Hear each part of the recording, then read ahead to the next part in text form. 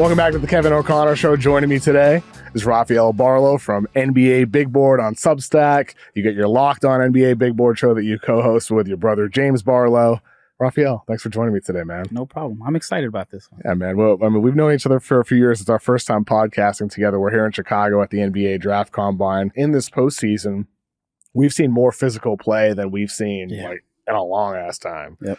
How much has, from a draft standpoint, this physical play in the postseason impacted the way you're thinking about prospects and evaluating them? It's made me think about it a lot. It's actually shifted my board in some ways because I'm looking at guys. All right, can this guy be targeted? Is he someone that teams are going to hunt? Because you watch the playoffs, if you are a liability on defense, teams are hunting you every single play. So now I'm like, all right, is this guy someone that's going to be hunted?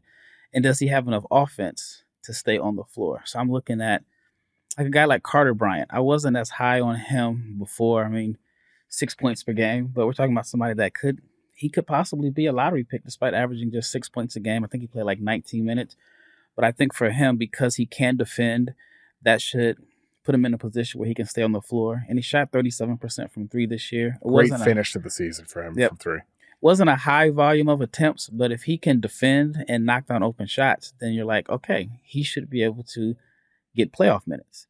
And so the playoffs have definitely shifted how I feel about some prospects. How about a guy like Cedric, who you and I are both high on? I wasn't totally sure he'd end up declaring after playing only 6 games at Washington State last year, so I kind of had him off my board for a while, but I think you've had him top 20 for basically the whole year. Yeah. You've always been high on him all year long. And now a lot of people, including me, are catching up to you.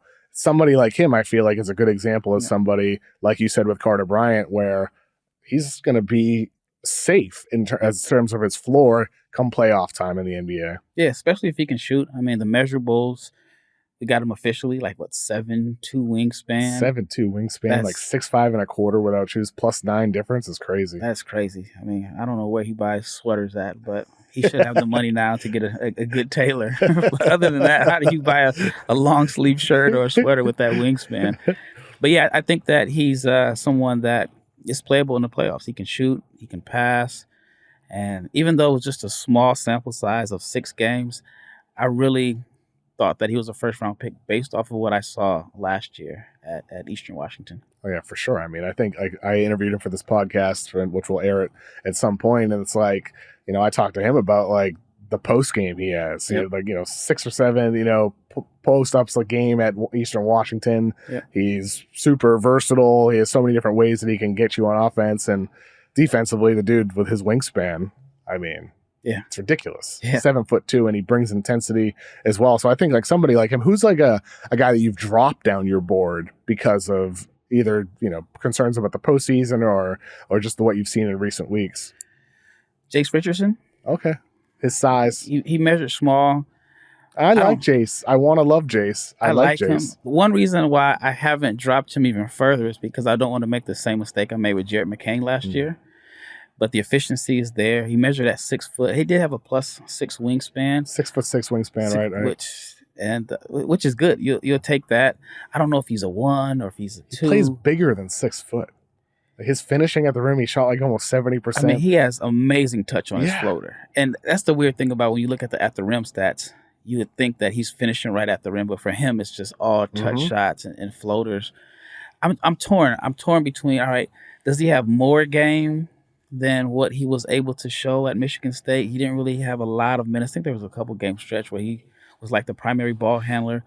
Or did Michigan State really put him in the best situation to succeed? And that's where I'm a little bit torn at. But I wonder at that size. I mean, we've seen Brunson, who's phenomenal, and he's undersized, carry a team. He's an outlier with footwork, though. He's an outlier and strength.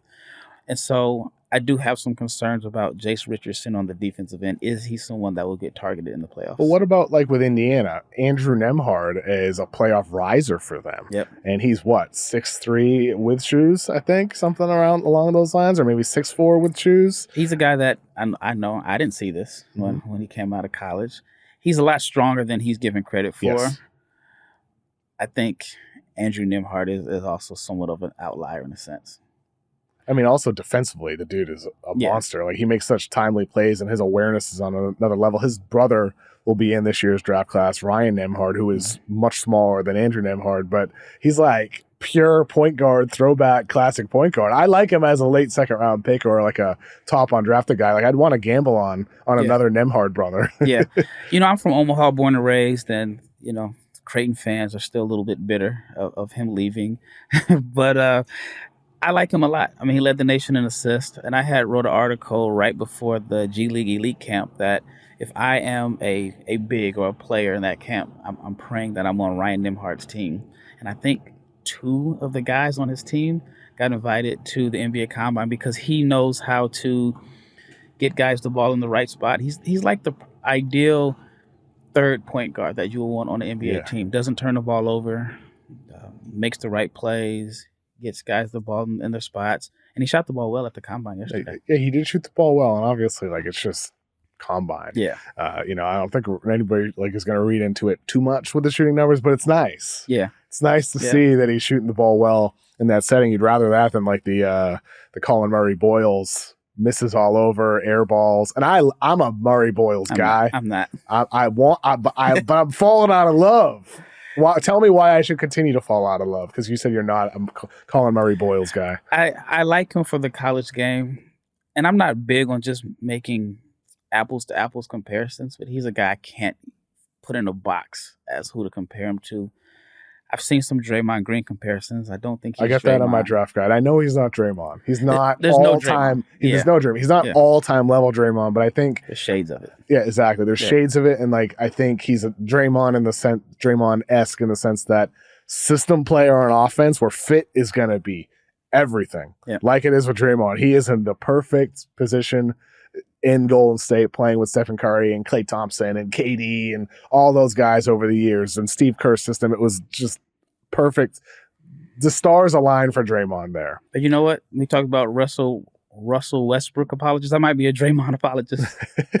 I've seen Draymond, and this is one of the reasons I'm like a big Draymond fan.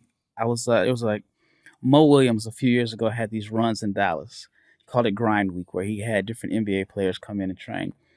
And Draymond took a team of 9 NBA guys, and they beat a team of 5 NBA guys because he called out what they did. He literally made these guys feel like they were Steph Curry and Klay Thompson. And ever since then, I felt like, Draymond can play on any team just because of the way he defends. He has a different leadership style that can, it can rub people the wrong way. A little hands-on leadership. But I've seen him literally put a battery in guys' back and just make them step up their level of play. So I think Draymond, as his skill level has decreased and we've seen the antics increase, but I think that from his intangibles, that makes him so unique that on top of just the weird measurements and the fact that he can play the 5. Well, and that's the thing with Murray-Boyles. It's like he has very similar measurements. It's just what makes Draymond is happening up here. Yeah. It's between the ears. Like what it's like the yin and yang thing, the two sides of the same coin with Draymond. What infuriates people sometimes with him is also what makes him a legendary defensive player. And the way that just even in this, it was just a random pickup game where they had NBA refs. And he's playing the way he worked the refs. And I remember, even in pickup? Yes, Mo was. You're telling me he was yelling at the refs? He was yelling at the refs, but he was baiting him to he said, this is what he's gonna do. This is what he's gonna do. He's yelling at the refs, and I remember Mo pulled me to the side and he says, we're getting ready for the season in every way, and this is what Draymond is doing. He's getting ready for the season. He's literally working the refs and changing the dynamics of the court.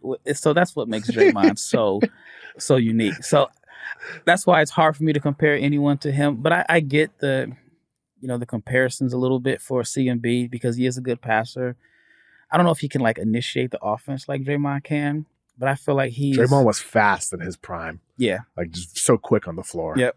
And the way he pushed the ball up, I think Colin Murray-Boyles is probably a better passer. Well, not better, but he's a similar passer in the half court. But I think he needs to kind of be featured a little bit to unlock his passing. Yeah, I've slowly dropped him down my board because like you're seeing in this postseason, you've seen it for years. Like we saw it like a decade ago with Tony Allen and Andre Robertson. Yeah. You're gonna help off these non-shooters, and when Murray-Boyles, we already have questions about him as a shooter, and then you see him at the star shooting competition, all everything he did with the shooting this week at the combine. He's airballing. He's what's messed up about that though was the fact that it was posted.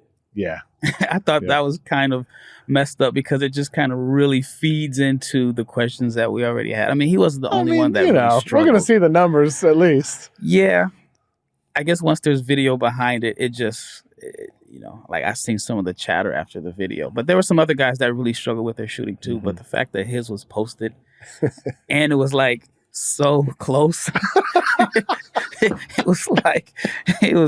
I mean, that's as close up as you can get. So I think that was, I thought that was a little interesting. I still like him, but yeah, I'm souring a little bit. In all likelihood, Dallas drafts Cooper Flagg. The number, would you say 100%, or are you going to like 90%? What percentage would you give it that Dallas is drafting Cooper Flagg in late June?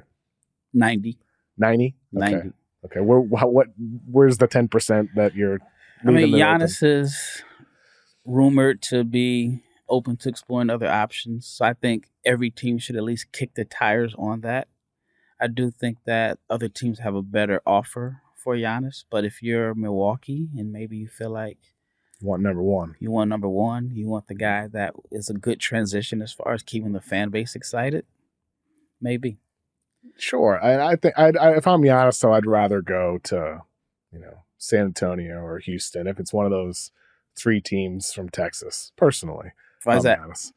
I think with Houston younger. I think they, Ime Udoka, who he is as a coach, and their defense that they have, the established culture, what they're missing as a go-to scorer, and what Giannis could provide. You can see what they could be with you if you're Giannis. With San Antonio, it's kind of a cleaner slate. You built a legacy in Milwaukee. You built a team up with you as the centerpiece. With San Antonio, they haven't done anything yet. They have Victor Wembanyama. He'll always be the guy there. But if you're Giannis, I think you'd be part of that story as well as another one of the guys there. And in Dallas, I think they've tarnished everything. I think the fan base, I've never seen a fan base less excited about getting the number one pick in a draft. You think so? Yeah, I think so. I mean, I'm not there. I've been here. It's one of those things where I kind of wish I was here and there just kind of to see the pulse. I think they're excited. At least online. A lot of the Mavs fans in my life are excited, but also like, this is still weird. Yeah, it's still weird. I think it's not just pure bliss. It's always pure bliss. It's not all pure bliss is what I'm saying.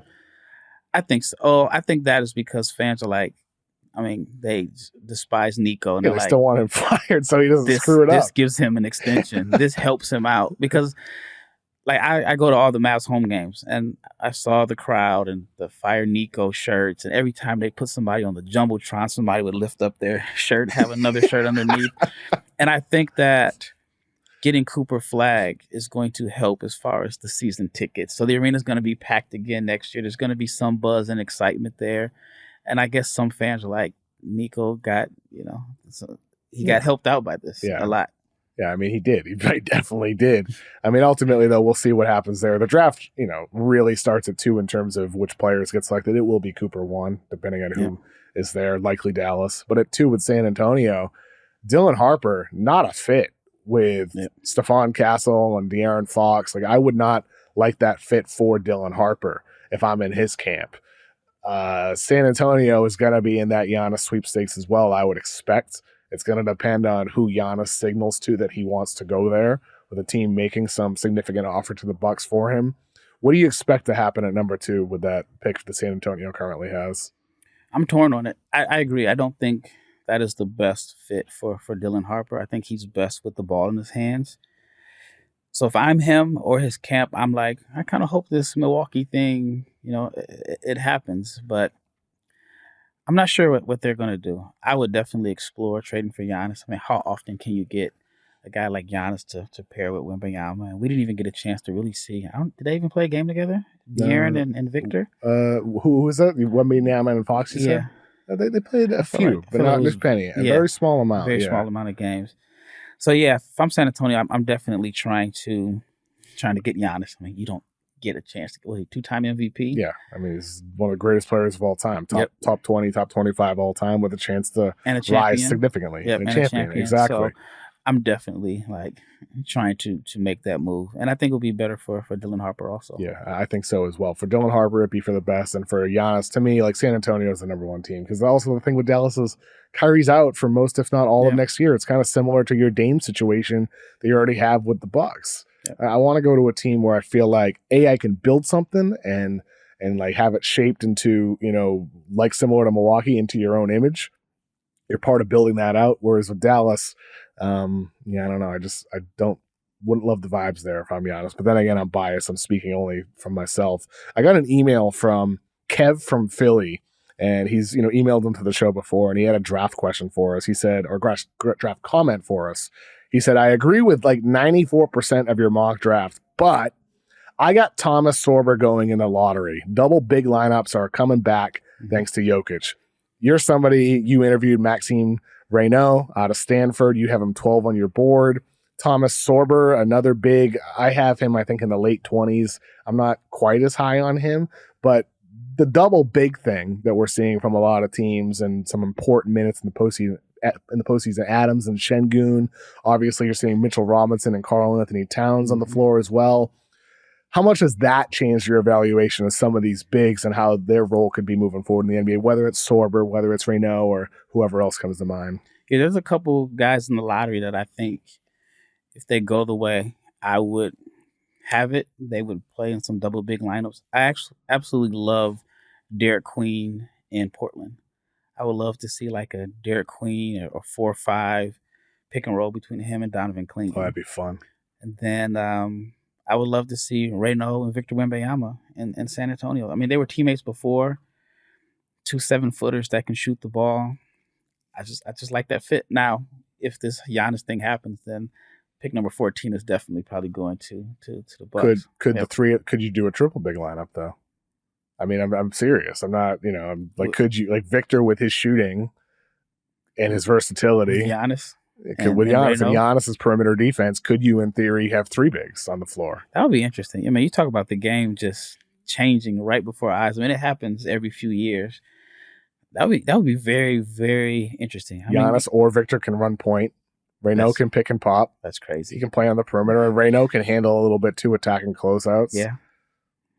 You just have to wonder, can they consistently knock down enough shots in a playoff setting? 7 minutes in a game. Just not the main lineup, but a lineup. Something you can go to. It'd be tough to get a sideline out of bounds play off with that. And all that they can cover the whole court, stretching their arms out.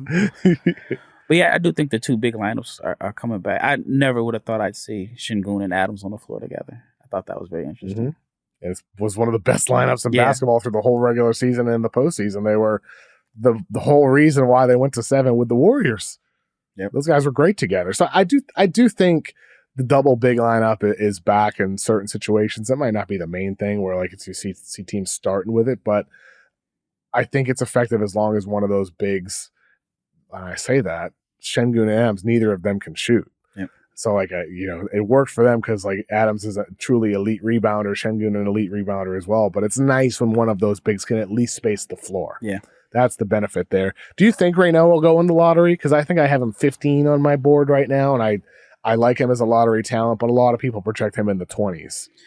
I don't know, because I've talked to a couple scouts, and they have him in the same lottery range. Now, are they the decision makers? No. And of course, in the NBA front office, there could be 15 different opinions. But I have talked to some scouts that have told me that they are as high on him as I am. I've seen a lot of the mocks don't have him that high, which I don't understand. You're talking about a guy that averaged 20 and 11. He was second in the ACC in scoring, first in rebounding. Was only one of 2 guys over 7 foot to make over 63s. I think Lauri Markkanen was the only other player. And he's skilled. Left hook, right hook. He's athletic. He can run the floor. And he told me he only caught 2 lobs the whole season. That's crazy. Only 2 lobs. Only 2 lobs. The whole season. That's and Raynaud is a guy that remembers plays. The way he was breaking down different plays when I started interviewing him. Very, very smart. But I love the fact that he's very, very smart, extremely confident, but it doesn't come off in a cocky in a cocky way, I'm a big fan. I became an even bigger fan when I had a chance to sit down and interview him and watch him work out. And I just think that he's grossly underrated. Yeah, he'll catch 2 lobs in his first summer league game. Yeah, yeah. If he gets the right, summer league. Yeah, I mean summer league. Some of those point guards, they're not passing the ball. I remember the Şengün rookie year where it's like Jalen Green, Josh Christopher, Marcus Foster from Creighton. Yeah. And he didn't get any touches. When I knew Şengün was going to be good, I think maybe like the third quarter, he grabbed the rebound and waved everybody off and caught his own play. But how have you seen the NIL impact the draft this year? I mean, we just saw yesterday Boogie Flan decided to withdraw from the draft. Peace out. First day. See ya. Well, Isaiah Evans, I don't even know if he came. I mean, he was in and out. He was at one point he was in, then he went back, and then he was in, and I think he's now back. Yeah, at Kentucky. I'm sorry, not Kentucky, at Duke. And I think with Evans, part of that might be because Coward is likely in. But he didn't even know that. He didn't even, but he did have some intel, possibly. Yeah. I mean, maybe he knew that Coward's, So you think he saw Coward's arms in the hotel and said, what? I'll go get those minutes at Duke. They're my minutes. He's not coming. Yeah. I know, I'm serious. I guarantee that had to have been part of his circle's conversations with that decision. He's like, all right, I'm going back. Yeah, especially in the hotel, the way the hotel is, you see all the players coming in. Maybe he's on the elevator with him, saw dude's arms going down to his knees. The sweater doesn't fit. Yeah. So, oh, no. He's going to measure well. Okay. I'm going back. I'm going back. I'm out of here. I mean, it has made the draft class a bit more shallow. And older. And older as well. It's like either you are a projected freshman lottery pick or a senior. Yeah. There's not a lot. I mean, how many non-seniors you have? What? Colin Murray-Boyles, Condon, Danny Wolf. I know I'm probably forgetting someone. Other than that, once you go down, at least my board. Not many. It's a lot of seniors. Yeah, it's true. It's a lot of seniors. Do you like it this way? Do you prefer it this way? What's your impression of how teams feel about it as well? I'm torn because I talked to JT Toppin last week in Dallas. And he went back. Didn't even test. Yeah. Like I thought he was a top 35-ish guy. I felt like, there were some areas. I had him in the same exact area. That he needed to show teams. And he got $4.1 million. That's the equivalent of being the 13th pick in the draft. Mm-hmm. So why not go to get that type of money? You're going to play 30 minutes per game and then work on whatever, flaws teams say you have in college, get paid. And so I think that's going to be the case going forward. So I think it's going to have a big impact. And then we'll find out. So you got $4.1 million? That's what I heard. And then when I wow. mentioned it to him, he didn't deny it. He actually told me he had an offer that was even higher from another school. Because his teammate, Darian Williams, who is testing the waters still, potential second-round draft pick, we saw him in the tournament. But he had a Texas Tech backpack on yesterday at the Combine. He did. So he still could go back to Texas Tech. But that's the thing. Testing the waters in the NBA and, transfer portal, like you can negotiate, right? Yeah, I think some guys it's a negotiating tactic. Yeah. Like I talked to a GM yesterday. He's like, should we waste time bringing these guys in? Because we know Combine. Well, too, like for individual workouts, because they're like, we know that what their projected range is. There's a lot more money on the table. Are they just using us to, get a bigger NIL bag from the school? We're in uncharted territory right now. Yeah. So I don't think a lot of teams know what to think. I actually spoke to an agent who has a player that has a significant offer on the table to return to school, and he said that he hopes a lot of the underclassmen return and his guy can shoot up higher than he was projected to go because everyone else decides to go back to school. So that's a dynamic that I never even thought about. I mean, it is fascinating, like how many, like with my draft guide, we launched with, I think, 60 profiles a month or two ago. And it's like, I think like 17 of those guys we had to remove or something like that. I forget the exact number. The fact that they're not even testing. Yeah, not even testing. They're not even here this week. Yeah. So, it's crazy. Like, that's more than I can ever remember. Like, you always got to remove people from your rankings, always got to remove people from your board. And with my draft guide over the years, I don't think there's ever been so many before the Combine. Yeah. Where it's like, oh, okay, we got to take him out and add some more profiles. Even like Boogie, I'm going to come This for week. a day and okay, I'm cool. Just wanted some deep dish in Chicago. OKC's 112-105 win over the Nuggets on Tuesday night in Oklahoma City. 34-19 in the fourth quarter. They outscored Denver. Adelman risked playing Murray and Jokic the entire fourth quarter. It felt like they were kind of exhausted at the end of that game, ran out of energy. But for OKC, in a series in which I've been critical of Dagnall with some of his decisions, I thought he coached the hell out of that fourth quarter, played Jalen Williams for 3 really important minutes. He was a +8 in those minutes, stuck with Dort, who hit 3 massive 3-pointers, and he's been really up and down this series. Rested SGA, who played a perfect game down the stretch. And ultimately, Rafael, I feel like OKC, it's kind of like full circle. This is a young team growing into its own, being forced to grow against a team with championship pedigree and the Denver Nuggets. And this is what's happening. The Thunder are growing right before us, and here they are, 3-2 up over the Nuggets with a chance to go to the West Finals. I'm actually, believe it or not, kind of shocked. I didn't think that they had enough experience. I thought it was not exactly similar to what we're seeing with the Cavaliers, but I just thought it was a situation where Denver was going to beat them because of the experience. And I'm not a gambling man, but I thought Denver would win this series. And so now OKC is just one game away. And you just can't help but love what the Thunder have done and the way that they've built this team and the organization. So one win away. Yeah, one win away. And I mean, Denver still has a chance. Like, Yep. Jokic just seemed to figure things out. Yeah. I thought Adelman did a much better job in that game of getting Jokic into motion. It felt like too stagnant at times for the first 4 games. But in that fourth quarter, though, Jokic has 13 points on 4 of 6 from the field. Everybody else for Denver was only 6 points on 1 of 15. He's just not getting much support at all. And I don't want to say I wanted more from Jokic, but only 6 shots in the fourth quarter. I kind of wish Jokic had given more in that fourth quarter, but that's probably unfair of me to ask for more from Jokic when he had 40 plus and his teammates are 1 from 15. Yeah. The supporting cast just isn't showing up, man. Yeah, Michael Porter Jr. He's really struggled this series, and of course you want more out of him. And I have friends that are texting me like, how does this guy have a $200 million contract and he's struggling to score? But I feel like Jokic did all he could do. But I understand what you're saying is you would like more shots from him. Also last night, the Pacers ended the Cavs season winning 114-105. And now for Cleveland, they have this unbelievable regular season. And, I think they probably would have lost this series even if it weren't for the injuries. Indiana played a hell of a series. But now for Cleveland, looking ahead, man, Ty Jerome, going to be a free agent. Sam Merrill, who plays some minutes from them off the bench, going to be a free agent as well. What's been your key takeaway from this overall Cavs season and this series loss specifically? Just, I don't know, what a disappointing end to a really, really good season.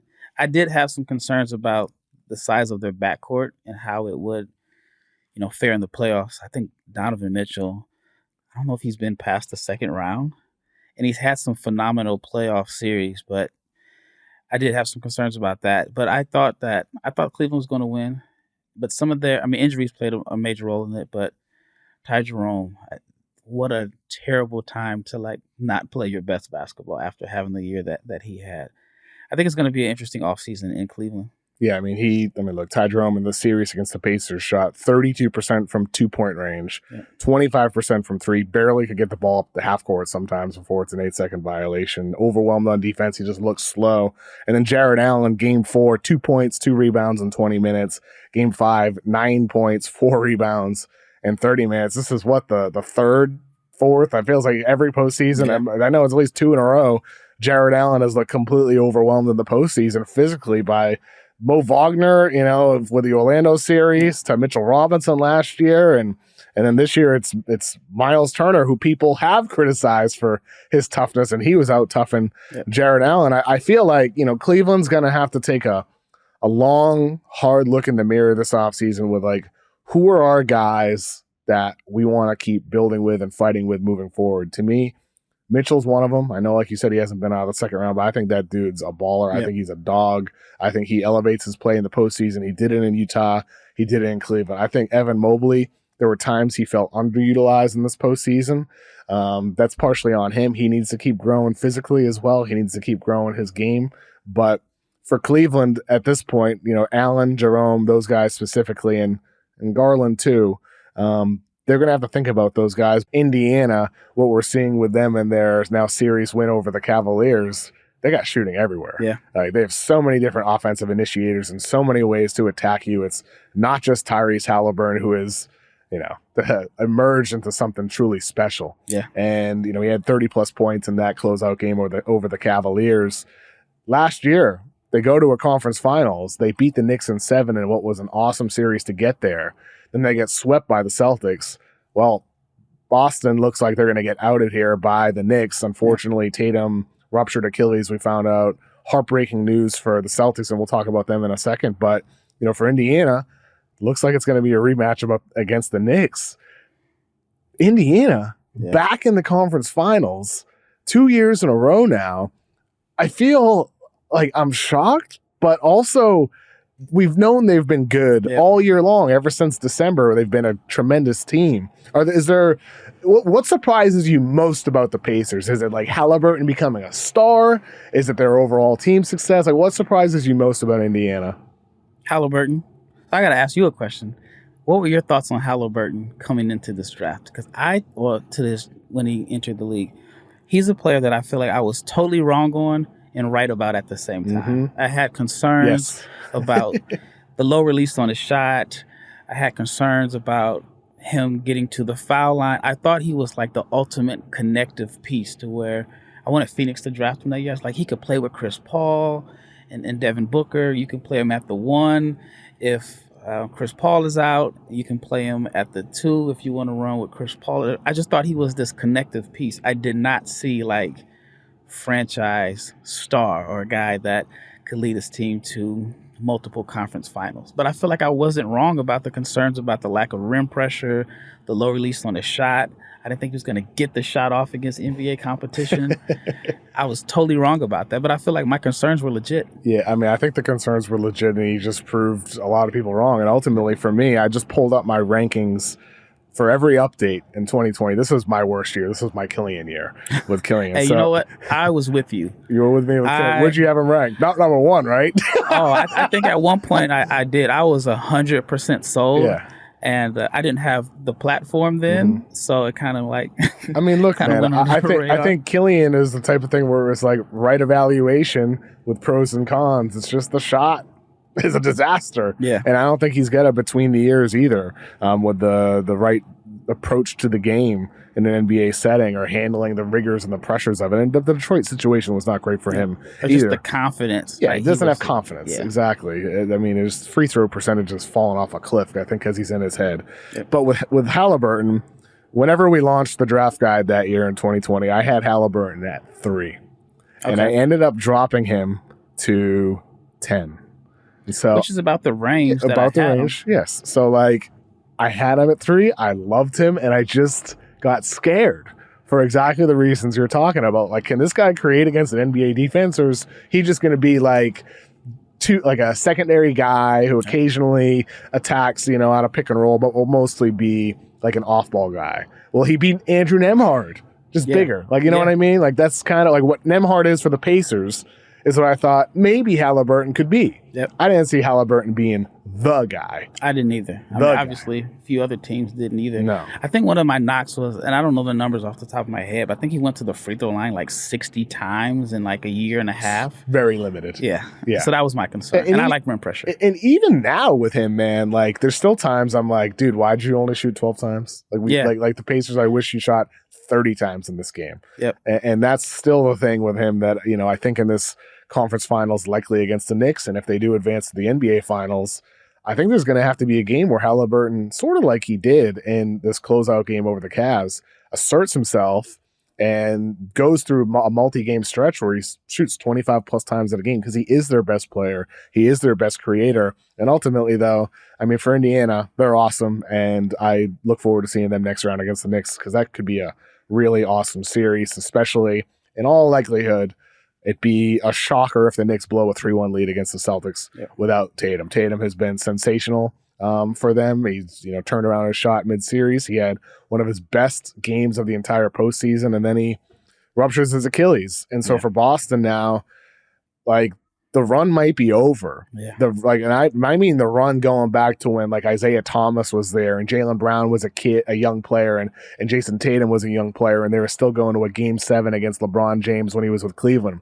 The run goes back a long time with this core of Tatum and Brown, and now they're entering an offseason where already Shams Charania and Brian Windhorst and all these people in the know have reported about how Boston's likely going to go through some changes this year because they're in the second apron. They're paying out the ass for the luxury tax. $500 million. Crazy. Yeah. And so, like, they're going to have changes. Yep. The question is like, what those changes are going to end up being. Will it just be on, like, the Porzingis Drew Holiday level? Could it be on the Jaylen Brown level? But either way, the team's going to change, and this run is over. It's just a matter of if it's the Tatum era moving forward, can he get back to his prime? Do they keep Jaylen Brown? We'll see. But ultimately, the one silver lining for the Celtics, if they suck next year, the 2026 NBA draft is loaded up top. Yeah. It's the one silver lining for the Celtics. And you know this better than anybody. 2026, as much as we love Cooper Flagg, there are multiple Cooper Flaggs next year, right? Yeah, and we've seen just earlier this week that you could have a 1.8% chance and get the number 1 pick. You don't have to suck so bad you get 19 wins. You can win 35 or whatever. Yeah, I mean, so I think they're still going to be too good, especially in the East, to like miss the playoffs. What if they trade Jaylen? What if their best player next year is like Derek White? That would be interesting. I haven't thought about that. They still might be good enough for the play, and the East is gonna suck. If Giannis goes west, I mean, the East is gonna be bad. If Giannis goes west, then you need Philadelphia to be healthy. Oh my God. You need Philadelphia to be healthy, or you need Orlando to make a trade and get like you might shooting. be the 6th seed with like 34 wins. Yeah. Yeah. I mean, I guess that's good for Atlanta. The Atlanta Hawks. And the Chicago Bulls. Yeah, I know. Get home court advantage.